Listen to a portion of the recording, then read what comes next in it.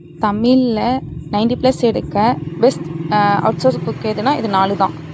Hi friends, தமிழுக்கு வந்து best outsource book எதுன்னு சொல்லலாம்னா அகரமுதலி சொல்லலாம். இதில் தான் வந்து சிலபஸில் ஒரு 20% அதில் தான் கவர் ஆகுது. அது எந்தெந்த டாபிக்னா குரில் நெறியில் வேறுபாடு, லகரலகர் மயங்கொலி சொற்கள், இரண்டு வினைச்சொற்களின் வேறுபாடு அறிதல், ஓரெழுத்து ஒரு மொழி, ஒரு பொருள் தரும் பல சொற்கள், பொருந்தாத சொல்லை கண்டறிக, ஒரு சொல்லிற்கு இணையான வேர் சொல், ஒரு பொருள் தரும் பல சொற்கள். அடுத்தது வந்து இந்த அக்ரிணை பெயர்களுக்கும் அதில் தான் சொல்லியிருக்காங்க. போன டைம் கூட குரூப் 2ல் வந்து ஒரு கொஷின் கேட்டிருக்காங்க. காகத்திற்கு இணையான வேர் சொல்லுனா புட்டம், அதுவும் அந்த அகரமுதலி தான் இருக்குது.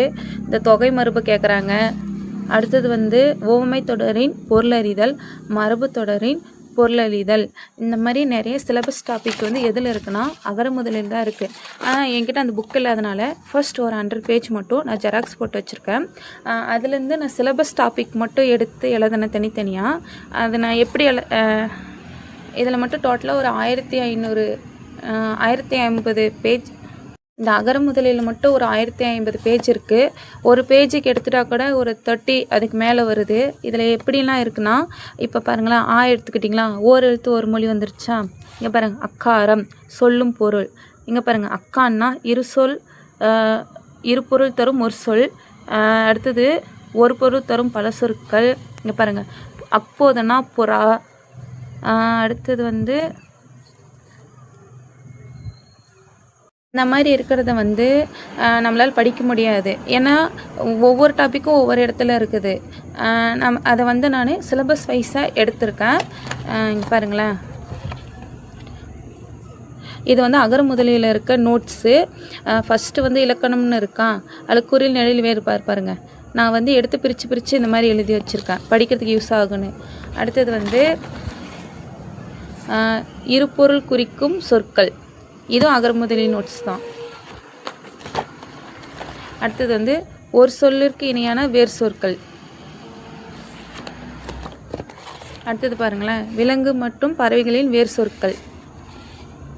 இந்த மாதிரி நம்ம தனித்தனியாக பிரித்து சிலபஸ் வைஸ் எழுதினாதான் தமிழில் வந்து 90+ மேலே எடுக்க முடியும்.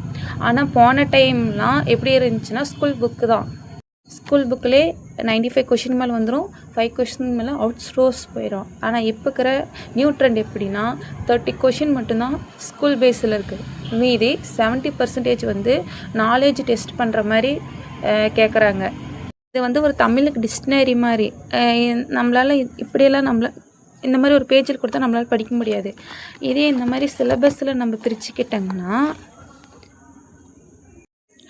இதுதான் என்னோடய நோட்ஸ். சிலபஸ் வைஸாக பிரிச்சுருக்கேன். உங்களால் இந்த மாதிரி பிரித்து எழுத முடியலன்னா நீங்கள் கமெண்ட் பண்ணுங்கள், நான் உங்களுக்கு என்னோடய நோட்ஸ் வந்து ஷேர் பண்ணுறேன். தேங்க்யூ. சப்ஸ்கிரைப் பண்ணுங்கள், லைக் பண்ணுங்கள், கமெண்ட் பண்ணுங்கள், உங்கள் ஃப்ரெண்ட்ஸ்க்கெலாம் ஷேர் பண்ணுங்கள். இது உங்களுக்கு யூஸ்ஃபுல்லாக இருக்கும்னு நினைக்கிறேன். நெக்ஸ்ட் வீடியோவில் பார்ப்போம். இந்த வருஷம் நடந்த குரூப் 4ல் பாருங்கள், தாரிணின்னு கொடுத்துருக்காங்களா. அகரமுதலி புக்கில் பாருங்கள், இதுக்கான ஆன்சர் இருக்குது.